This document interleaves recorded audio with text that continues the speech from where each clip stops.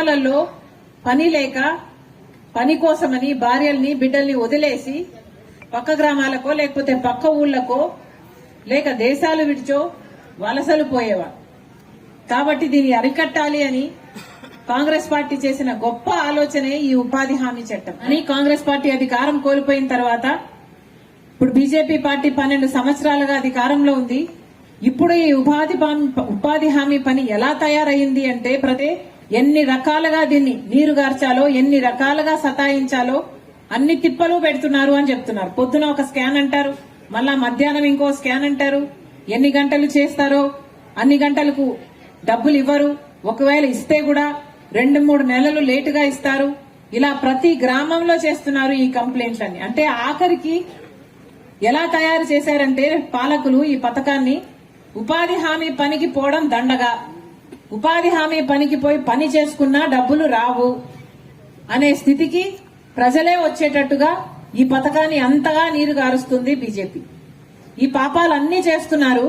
ఇవి సరిపోలేదు అన్నట్టు ఇప్పుడు ఈ పాత కాంగ్రెస్ పార్టీ తెచ్చిన చట్టాన్ని మొత్తానికే తీసేశారు. ఉపాధి హామీ చట్టాన్ని తీసేశారు. వీళ్ళు కొత్త చట్టం తీసుకొస్తున్నారు.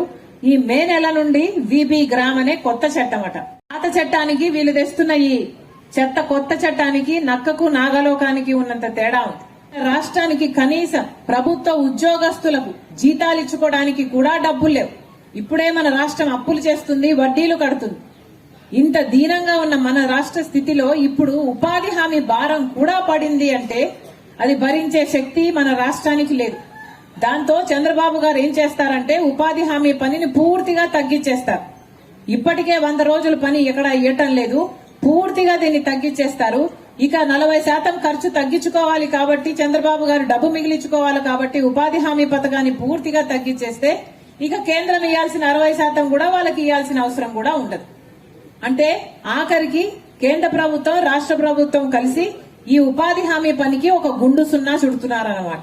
న్యాయంగా ప్రజల కోసం రూపొందించిన ఈ ఎంతో గొప్ప చట్టాన్ని, పుణ్యమైన చట్టాన్ని ఎత్తేసి ఇంకో కొత్త చట్టం తేడానికి చంద్రబాబు గారు నిస్సిగ్గుగా మద్దతిచ్చారు పార్లమెంటులో.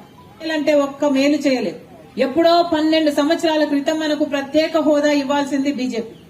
12 సంవత్సరాల క్రితం మనకు ప్రత్యేక హోదా ఇస్తే లక్షల కొద్ది పరిశ్రమలు మన రాష్ట్రానికి వచ్చేవి. ఎందుకంటే ట్యాక్స్ కట్టాల్సిన అవసరం ఉండదు.